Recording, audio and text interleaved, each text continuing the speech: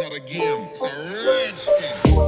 शहनीला को होश आया तो वासिफ कमरे में मौजूद नहीं था, लेकिन इसके जख्मों की ड्रेसिंग की जा चुकी थी। तकलीफ का एहसास बहुत कम था, अलबत्ता बाएं बाजू पर होने वाला चुभन ज़्यादा दर्द बता रहा था कि इसे कोई इंजेक्शन लगाया गया है। शायद वो पेन किलर था जिसने इसकी जिस्मानी तकलीफ को हासा कम कर दिया था, लेकिन जहनी अजियत का इंतज़ाम पूरा था। वो अभी तक इस हाल में बिस्तर पर पड़ी हुई थी कि इसका बालाई जिस्म पर लिबास नाम की कोई शय मौजूद नहीं थी। वो हिम्मत करके बिस्तर से उतरी और अपने सतरपोशी के लिए कुछ तलाश करने की कोशिश की, लेकिन सारी अलमारियां लॉक थी। आखिरी हल के तौर पर इसने बिस्तर की चादर उतारकर अपने गिर्द लपेटी और बेड क्राउंड से टेक लगाकर निडाल सी बैठ गई। पुष्ट पर लगाए गए जख्म की वजह से वो पूरी तरह टेक लगाकर बैठने से कासिर थी और जरा सी तिरछी होकर तकियों के सहारे बैठी थी। जख्मों के अलावा खाना ना खाने की वजह से इसे नकाहट का एहसास हो रहा था, लेकिन इस नकाहट से ज्यादा खौफ आसाब पर तारी था। वासिफ का वो खून में लथड़ा मुंह इसके तसव्वुर से निकलने का नाम ही नहीं ले रहा था। क्या मैं इसी तरह इस कमरे में तशद्दुद सहते सहते मर जाऊंगी?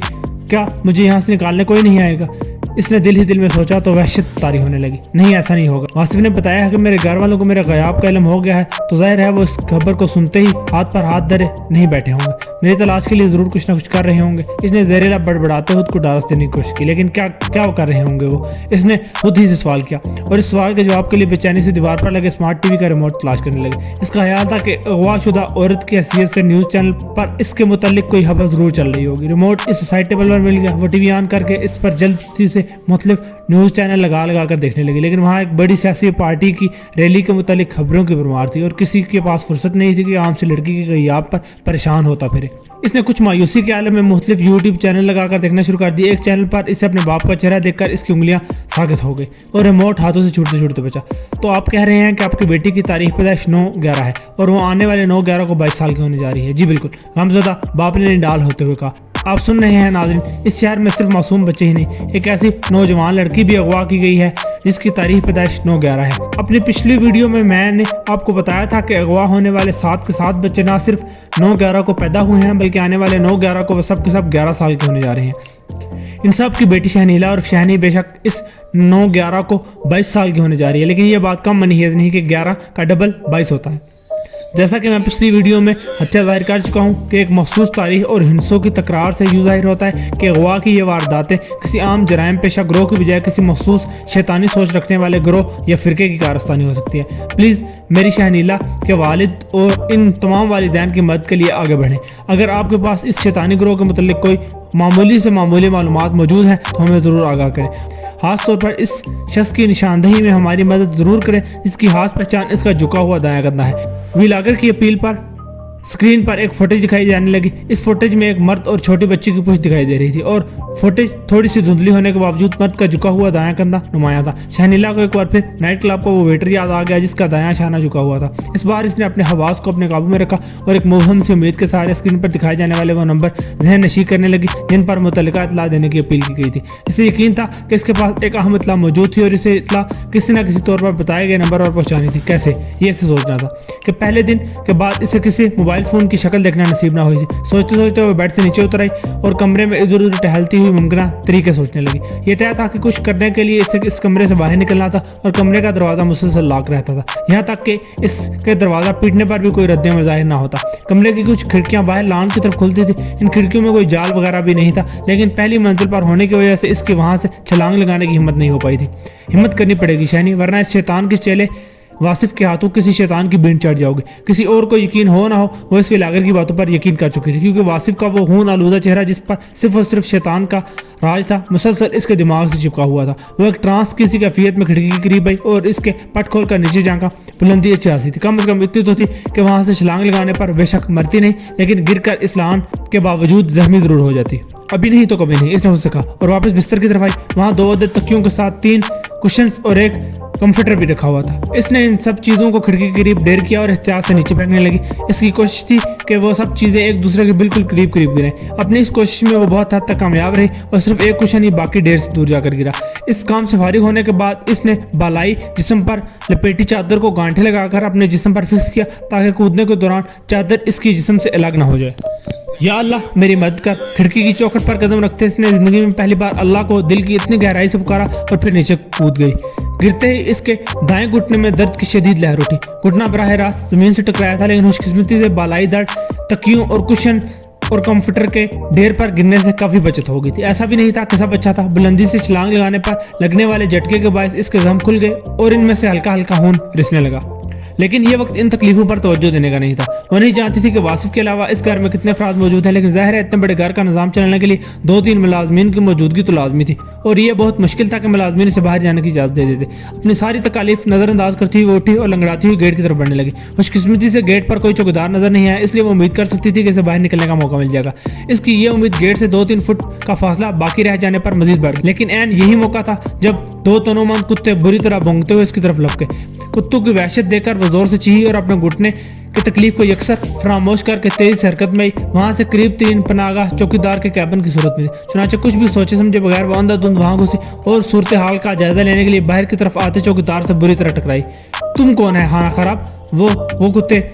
इसने सवाल का जवाब देने के बजाय दरवाजे के बाहर खड़े भौंकते कुत्तों की तरफ वहशत ज़्यादा अंदाज में इशारा किया। अरे टॉमी रोमी, देखते नहीं हो हम ड्यूटी पर मौजूद है, फिर तुमको क्या जरूरत पड़ा है इतना एफिशिएंसी दिखाने का?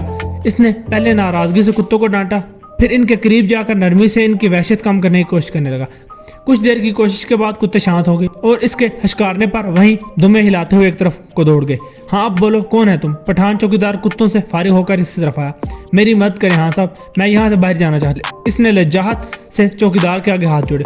हमको माफ कर दो बीबी, हमको साहब की तरफ से किसी इंसान तो क्या किसी बिल्ली के बच्चे को भी बाहर जाने देने का इजाजत नहीं है। चौकीदार ने बड़ी रुखाई से जवाब दिया। प्लीज खान साहब मुझ पर रहम खाओ, देखो इस दरिंदे ने मेरा क्या हाल कर दिया है, अगर मैं यहाँ रही तो वो मुझे अजीते दे देकर मार डालेगा। इसने रोते हुए इल्तिजा की और चादर को जरा सा हटाकर अपने सीने का जख्म दिखाकर इसकी हमदर्दी हासिल करने की कोशिश की। हम कुछ नहीं जानता है, हम ड्यूटी पर है और सिर्फ इसका हुक्म मानता है जो हमारे को हमारे काम की तनख्वाह देता है। हान ने इसके जहम से नजर चुराते हुए पहले से ज्यादा सख्त लहजे में कहा। अल्लाह के लिए हान साहब मुझ पर रहम करो, तुम्हारी भी कोई बहन बेटी होगी, क्या तुम इसी तरह इसे किसी दरिंदे के हाथों मरने के लिए छोड़ सकते हो? ज़रा उतार रोते हुए इसने हान की हैरत को जगाने की कोशिश की, लेकिन वो उल्टा भड़क उठा और गुस्से से बोला, हमारी बहन बेटी का नाम मत लो बेशर्म लड़की। हमारा बहन बेटी इतना बेगैरत नहीं है कि आधी रात को नशे में धुत गैर मर्द के साथ इसके घर पहुंच जाए। चौकीदार के जवाब ने जाहिर कर दिया कि जो अब तक इससे अनजान बना बैठा था अच्छी तरह जानता था कि वो वासिफ के साथ यहाँ आई थी और यहीं रह रही थी। एकदम इसे इस पर गुस्सा आ गया, लपक कर इसका गिरबान पकड़ते हुए बोली, ठीक है अपनी बहन की तरह ना समझो, लेकिन इतना तो मान लो कि मैं भी उसी अल्लाह रसूल के मानने वाली हूँ जिसके आगे सजदा करते करते तुमने माथे पर मेहराब बना ली है। गुनाहगार ही सही, क्या तुम गवारा कर लोगे कि तुम्हारे नबी की एक उम्मती किसी शैतान के पुजारी के हाथों कुर्बान हो जाए? कान खोल कर सुन लो, तुम जिसकी वफादारी का दम भरते हो वो शैतान का पैरोकार है। अगर मैं इसके हाथों मारेगी तो रोज़े क़यामत सिर्फ मेरा ही नहीं कई दूसरे मजलूमों का हाथ भी तुम्हारे गिरबान पर होगा। वो जज्बाती होकर बोलना शुरू हुई तो फिर बोलती चलेगी। दूर हटो आना खराब। हिलाफे तवक्को चौकीदार ने इससे जोर से धक्का दिया तो वो एक छोटी सी मेज पर जा गिरी जिस पर इंटरकॉम मॉनिटर और चंद एक दूसरी छोटी चीजों के साथ एक पुराना मोबाइल भी पड़ा था। अब तुम यहाँ से निकलो और अंदर जाकर मरो।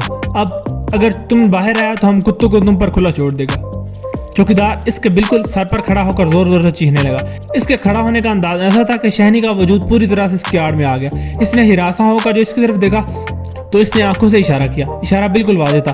शहनी को समझने में देर नहीं लगी कि वो इस मेज से पड़ा मोबाइल उठाने को कह रहा है। इसने झट मोबाइल उठाया और अपने बगल में दाब लिया। हमने कहा ना फौरन यहाँ से निकलो वरना हम तुमको गोली मार सकता है। चौकीदार एक बार फिर इस पर चिल्लाया, लेकिन अब वो इसके लहजे में मसनूईपन को महसूस कर सकती थी। ठीक है मैं जा रही हूँ, लेकिन याद रखना एक मजलूम की मदद ना करने पर तुम्हें रोज़े क़यामत हिसाब देना होगा। वो समझ चुकी थी कि गरीब चौकीदार अपने ताकतवर मालिक के खिलाफ खुलकर कुछ भी करने से कासिर है, लेकिन इस तरह चुपके से इसकी मदद की है। इसके अवन में किसी कैमरे की मौजूदगी का ख्याल भी से आया। चुनाचे अपने तौर पर इसने चौकीदार के हक में गवाही देकर वहां से निकल खड़ी हुई और लंगड़ाती हुई वापस रिहायशी हिस्से की तरफ बढ़ गई। लान से गुजरते हुए इसने नोट किया कि इसके फेंके गए तकिया और कुशन्स वगैरह अब वहां मौजूद नहीं थे। रिहायशी इमारत के मरकजी दरवाजे पर इसे एक शख्स मास्क लगाए खड़ा दिखाई दिया।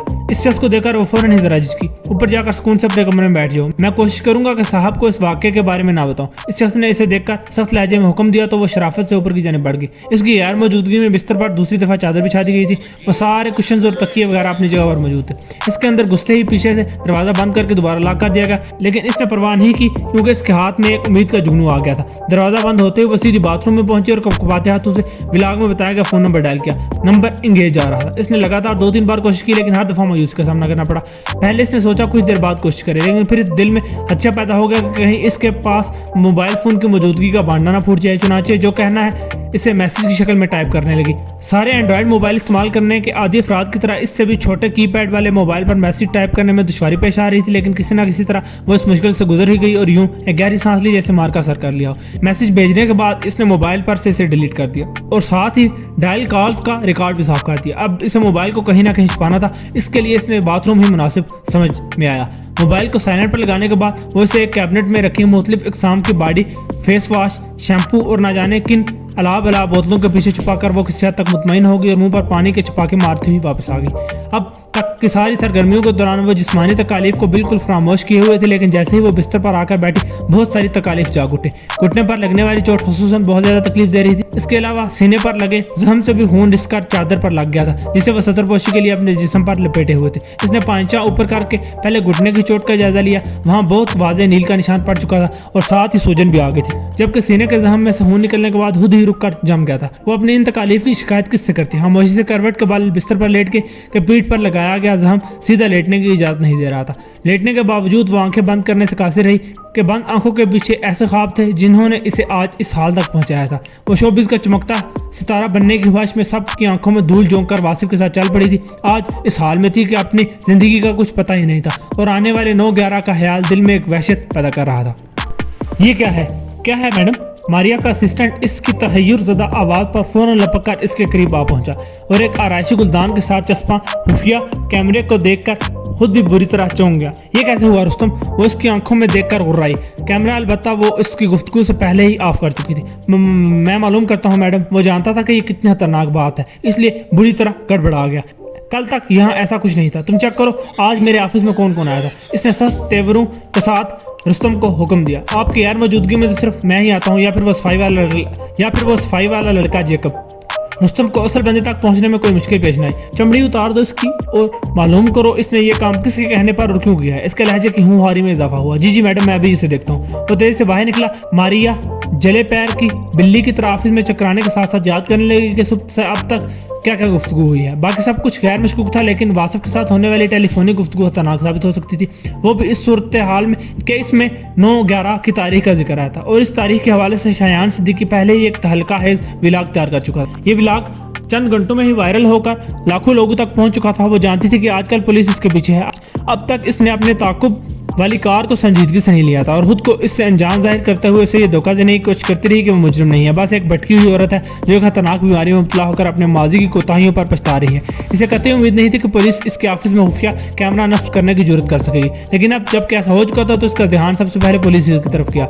जेकब से मालूम करो कि इसने किस पुलिस वाले के कहने पर यह हरकत की है। इसने रुस्तम को पैगाम भेजा। मैं मालूम करता हूँ मैडम, अगर आप कहेंगी तो मैं आपको वीडियो कॉल पर ले लेता हूँ। रुस्तम ने इसे जवाबी पैगाम भेजा। ठीक है, ऐसा करो। इसने इजाजत दी। अगले ही लम्हे वो स्क्रीन पर छत से लटके जेकब को देख रही थी। रुस्तम ने चंद मिनटों में इसका हुलिया बिगाड़ डाला था।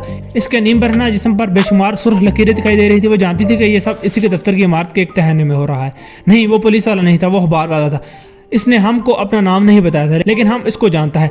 वो जिस बिल्डिंग में रहता है वहीं हमारा एक फ्रेंड भी काम करता है। हम कभी कभी इस फ्रेंड से मिलने जाता तो वहाँ इसको देख रहा होता है। रुस्तम के हाथों से होने वाली धुलाई के नतीजे में वो चंद मिनटों में ही बिल्कुल रवां हो चुका था। इस जर्नलिस्ट का नाम बताओ और पता बताओ। नाम तो याद नहीं, पर बिल्डिंग का एड्रेस दे सकता हूँ। वो हमारा फ्रेंड से अखबार वाला साहब बोलकर पूछता था कि वो आपको इस तक पहुँचा देगा। तुम्हारा फ्रेंड का नाम क्या है? यूसुफ मसीह। इसने शराफत से बताया और फिर मिन्नत तरले करने लगा कि रकम की जरूरत के लिए इसने ऐसी हरकत की है, लेकिन इस पर रहम खाया जाए और माफ़ी दे दी जाए। इस पर रहम करो रुस्तम और तकलीफ से निजात दिला दो। इसकी फरियादें सुनती मारिया ने सख्त लहजे में रुस्तम को हुक्म जारी किया। Thank you so much madam.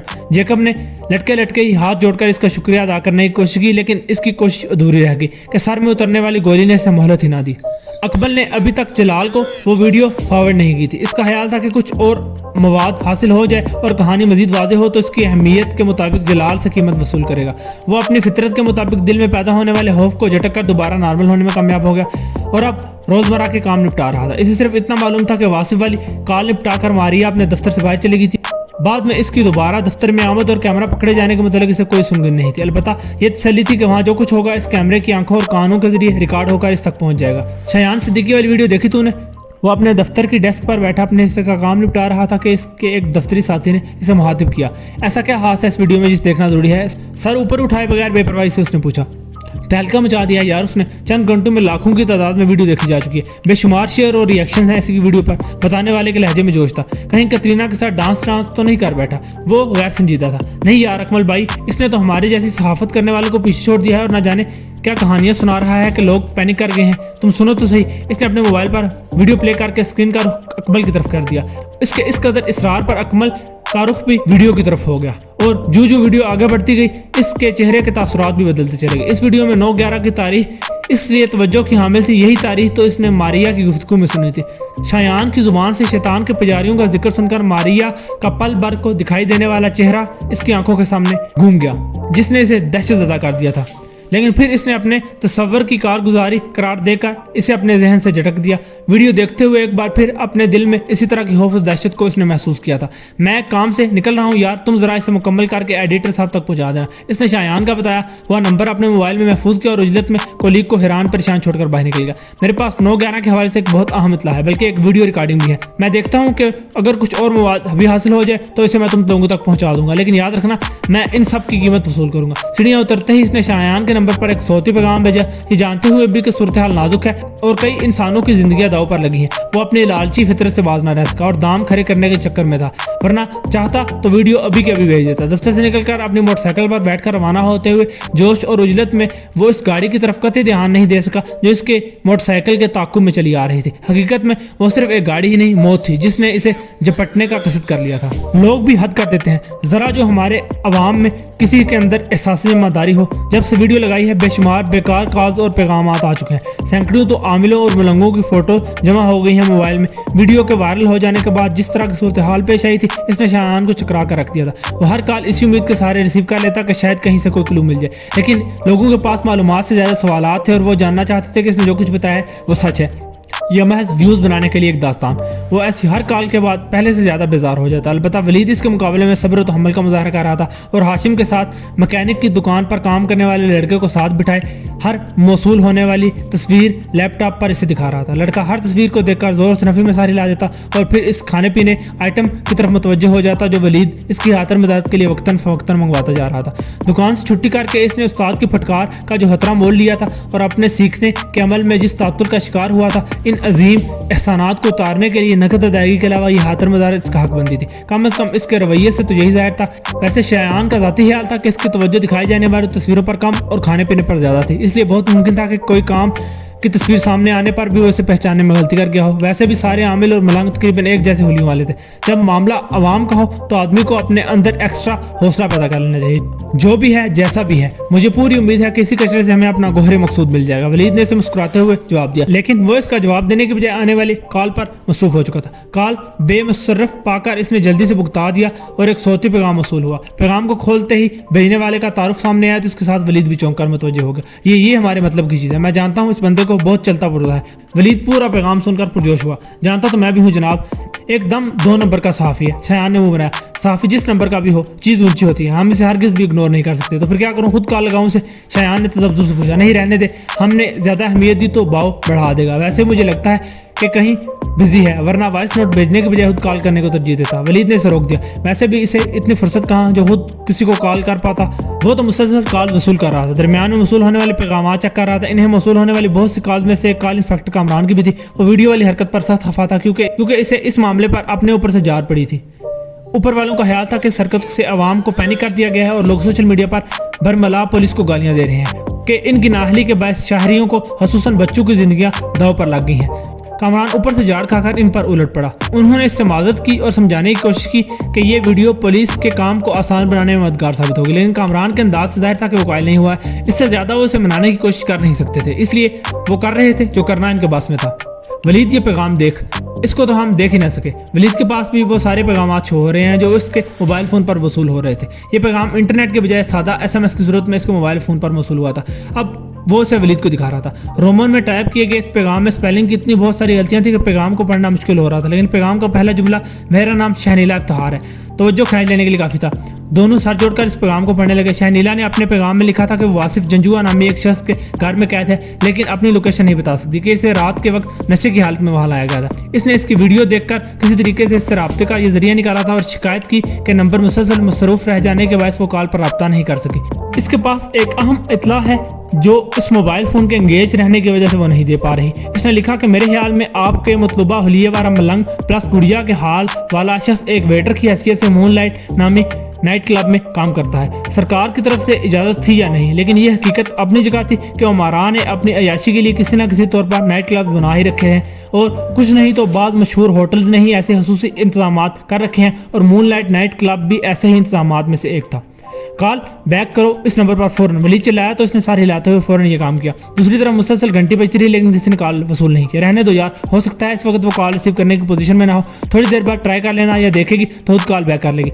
2-3 बार की मुसलसल नाकामी के बाद वलीद ने मशवरा दिया तो इसने मोबाइल फ़ोन हाथ से रख दिया। अब इंस्पेक्टर कामरान को इत्तला करनी होगी। वलीद ने इसके सवालिया अब का जवाब दे दिया। वो क्या कर लेगा, वो तो अभी तक मोबाइल कंपनी से शहनीला के सिम कार्ड का रिकॉर्ड निकलवाने में कामयाब नहीं हो सका। शायान ने मुंह बनाया। ये बात तो मुझे भी समझ नहीं आ रही कि इतना मामूली से काम क्यों नहीं हो पा रहा। सीधी सी बात है, जिस मामले में बड़े मगरमच्छ इन्वॉल्व हो वहाँ सब कुछ पर्दों में छुपाया जाता है। इंस्पेक्टर कामरान जैसे छोटे अफसर कितने ही ईमानदार क्यों ना हो, इन्हें एक हद से आगे बढ़ने की इजाज़त नहीं होती। शायान ने एक बड़ी हकीकत सामने रखी। फिर भी हमें इससे आगाह तो करना ही पड़ेगा ताकि वो कल को हमसे शिकवा ना कर सके, और यूं भी जो करना है वो पुलिस ही कर सकती है। तेरे मेरे बास के मामला तो नहीं है ये। वलीद ने इसे समझाया तो इसे मानना ही पड़ा, लेकिन दिल ही दिल में वो ये सोच रहा था कि वो सिर्फ पुलिस पर तकिया करके नहीं बैठेगा। ये उम्मे हानी समेत दीगर कई बच्चों की जिंदगी का मामला था।